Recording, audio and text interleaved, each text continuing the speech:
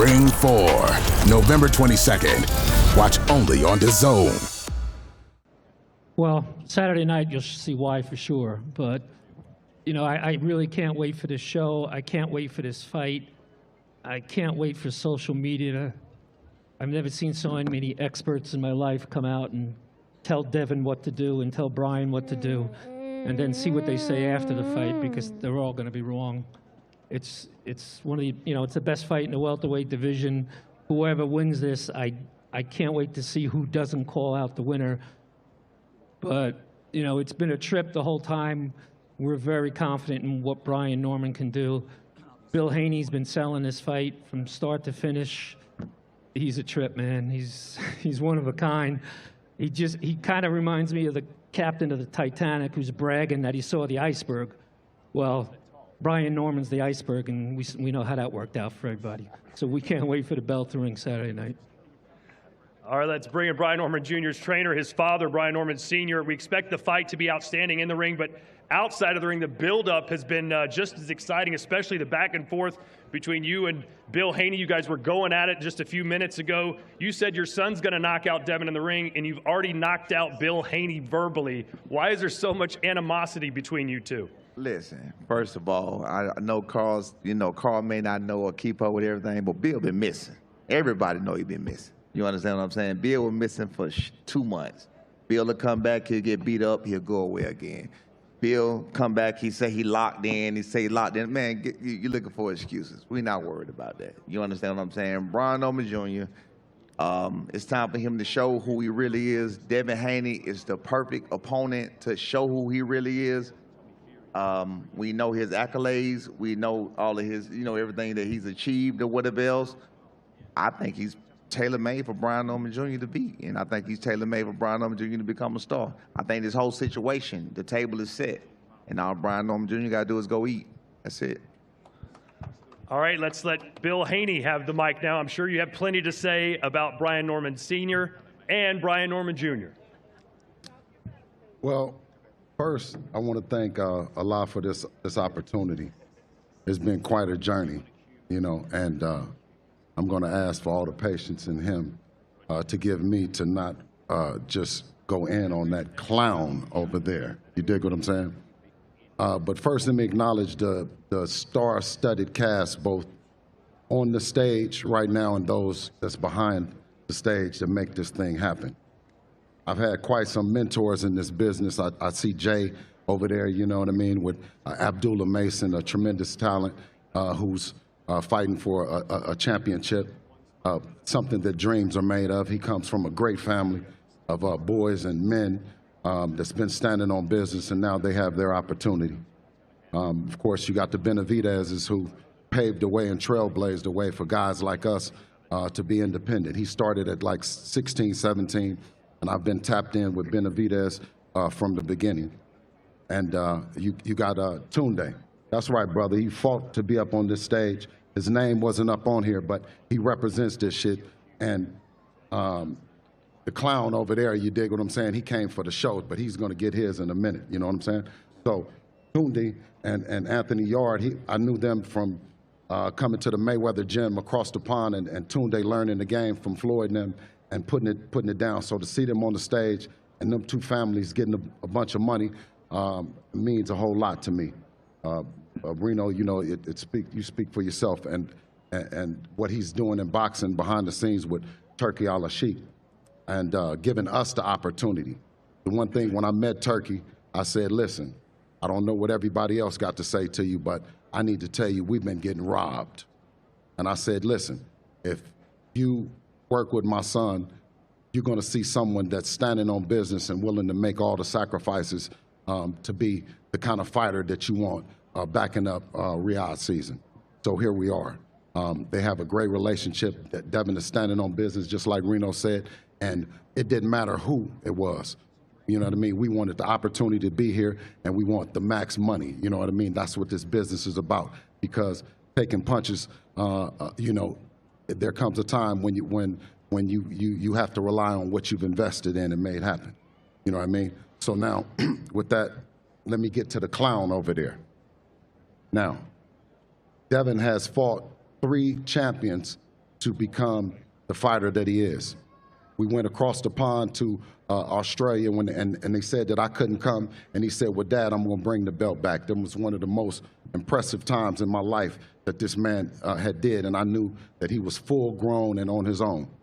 We came back to the 140-pound division and fought Regis Prograis, someone that no one wanted to fight because, I mean, he was the Rougarou, okay? And then after everybody assassinated him and said, well, the left hook, the clown's son, tremendous fighter, put a guy in a coma. You know, he had lost memory for, I don't know, you know, he lost memory of the fight and everything, right? So for Devin to give Carl Moretti and Lomachenko the opportunity for the undisputed title, right? Something that he didn't have to do because he could have went up and fought at 140, but he still made the sacrifice and stood on business, right? For us to come back then when the clown didn't have no opportunity, nobody wanted to fight him, right? He had complained about Boots and had complained about everybody. Where was he going to have an opportunity to be on this stage right here if Devin didn't give him the opportunity? I don't know if he's ungrateful, or he's just slow, or he's just capping, but you should have took longer when you had the mic, dummy. You dig what I'm saying? So I'm going to wrap this up with alhamdulillah, and it's a great opportunity. Thank you for everybody on this stage for giving us the opportunity to grace it with you.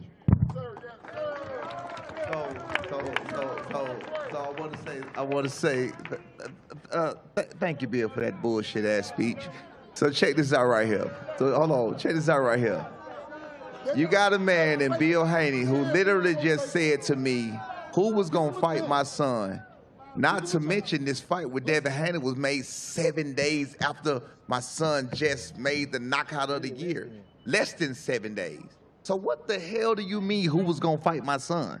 You never gave an opportunity. You don't know what the hell we had on the table. You have no clue who was gonna fight my son. Don't tell me nobody was looking for him. He had just fought. Devin hadn't fought since May. You just made the statement and said you went to Turkey Al-Sheikh and said if you back up Devin, this is gonna be the best. He was the most bullshit fighter on the card. He was the worst one, literally. He was literally the worst fighter on the card. Can we admit that? Hell no, we can't admit that. Let me ask you this. Let me ask you this. Let you talk. Hey, sir, let me ask you.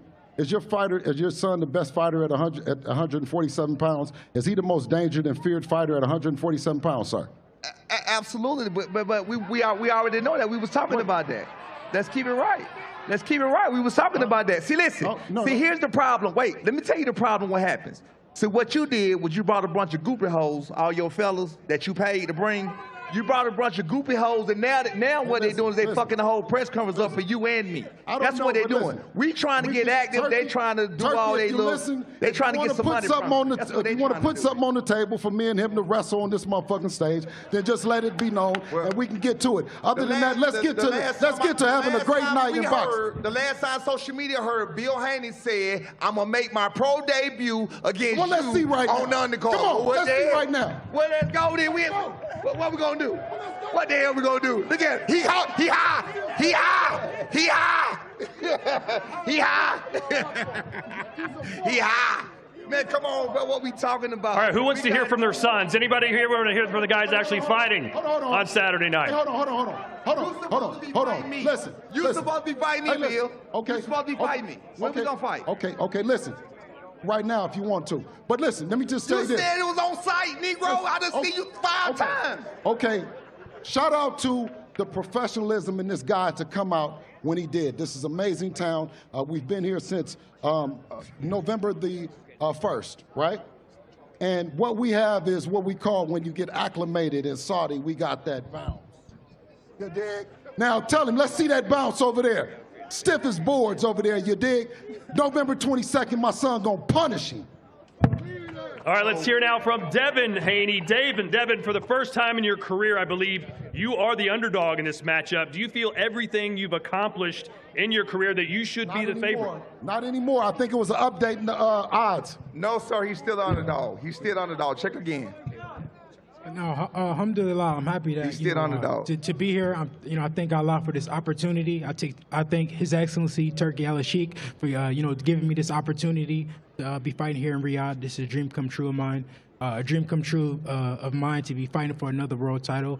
And this is not my first rodeo, so it won't be anything different. I look to, bring back the WBO title back home to, me and my family, my team, and yeah.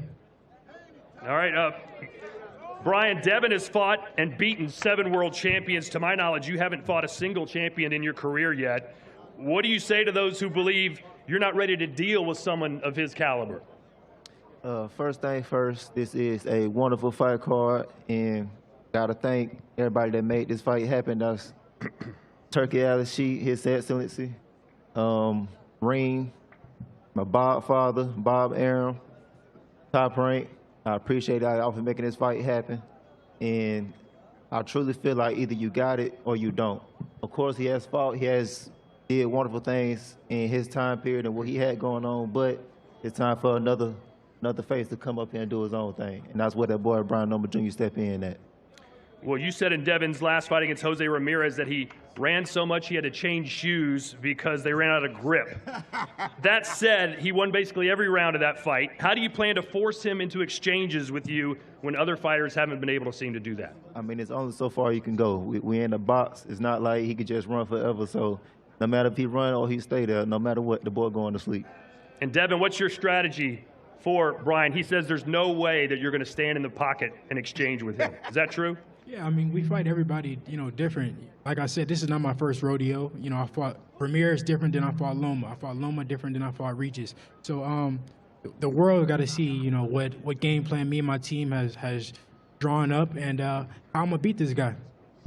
Well, in a recent face-to-face interview, you said he was just another guy. He's a bum.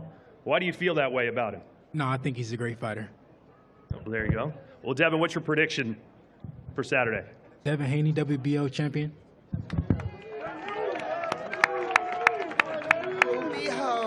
Brian, how confident are you that you can get a decision win against Devin, or do you think you just have to knock him out to win? I could go in by any means necessary. If I want to go to the cards, I could do that. If I want to knock him out, I'm definitely going to do that anyway, as is. It's me stepping my name in the game. So what will happen Saturday? How do you win? The boy going to sleep, dog. All right.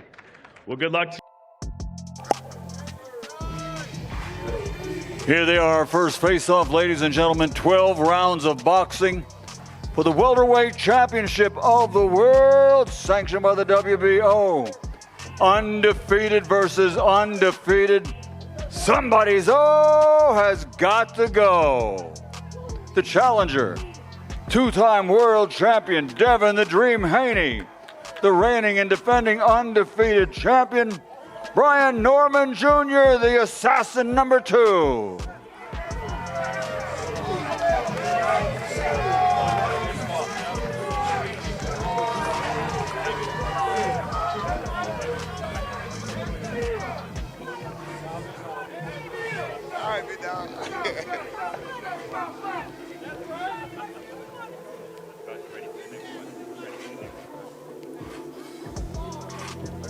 Ring 4, Night of Champions.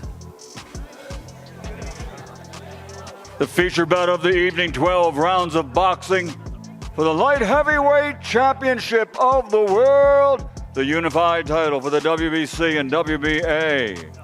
The challenger, a big hitter, 27 victories, 24 by knockout. The champion, a big hitter, 30 victories, 24 wins by knockout. The beast from the east challenges again Anthony Yard.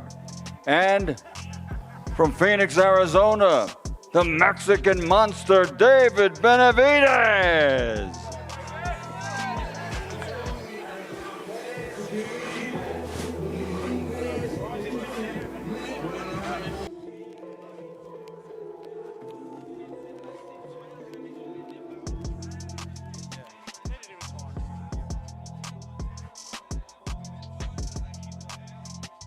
It all goes down Saturday night live on DAZN.